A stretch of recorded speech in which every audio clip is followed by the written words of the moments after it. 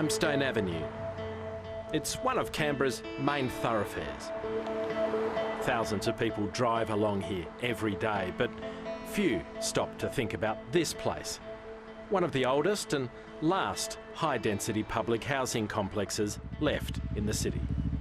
It's unlikely you've heard its name, Kanangra Court, a place that for decades has been blighted by drugs and violence. The larger-than-life characters that live here have some pretty tough stories to tell, but they do so with humour and hope. It's a world the public doesn't often get to see or want to acknowledge. And we've been invited inside. They say there are three choices for those who live here.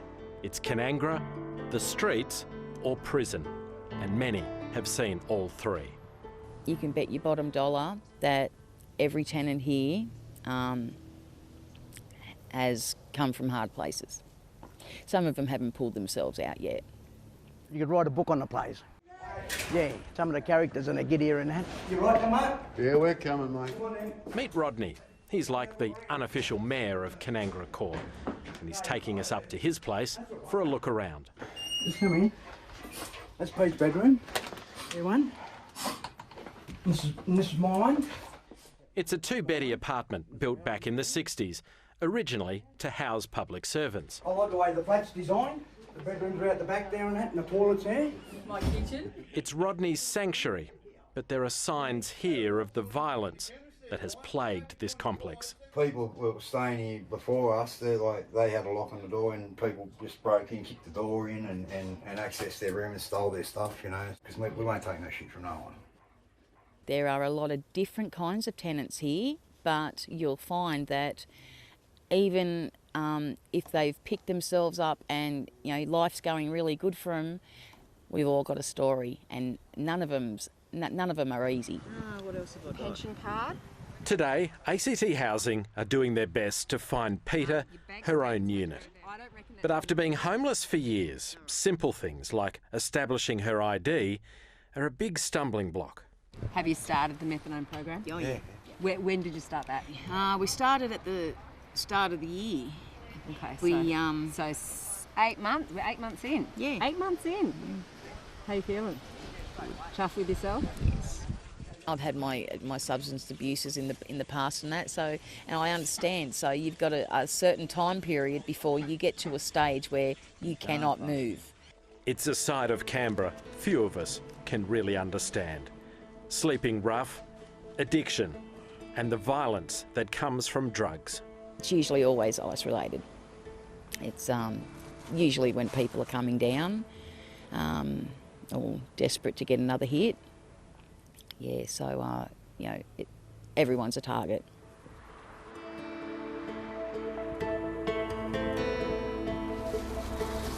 Between addiction and recovery, the risk of homelessness or jail, the residents here have a tricky path to negotiate.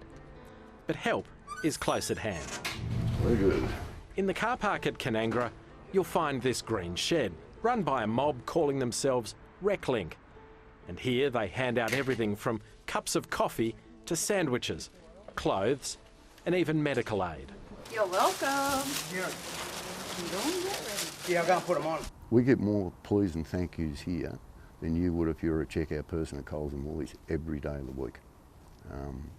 So these guys are grateful, so are we. We treat them as equals, because they are. When you meet Mark Ransom, you're struck by a softly spoken humility.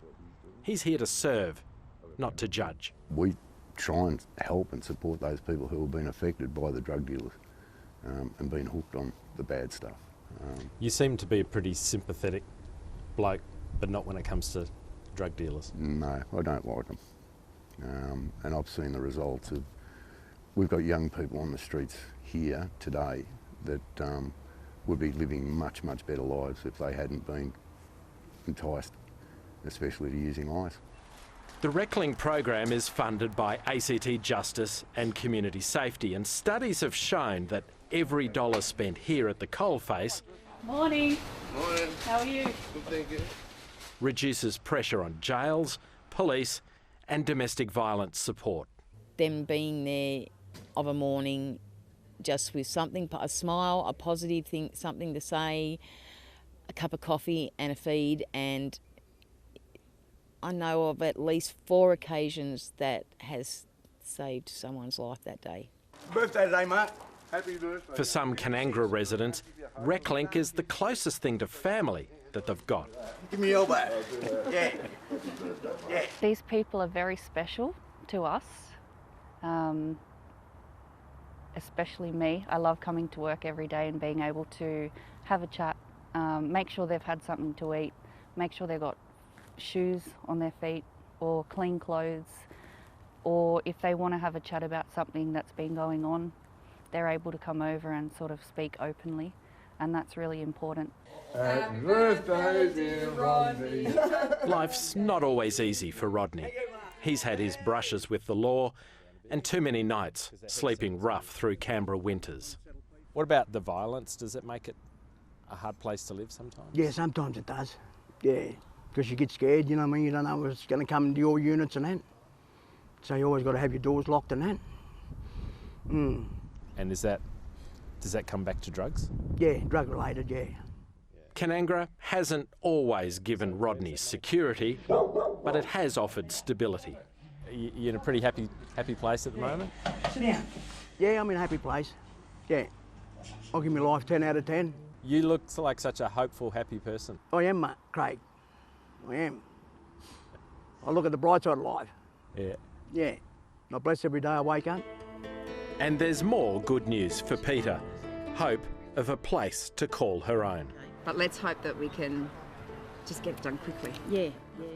At Kanangra, the great Australian dream can mean just having your own name on a lease, consigning the term homeless to history. Is this a happy place to live? It's what you make of it. You've just got to have healthy boundaries.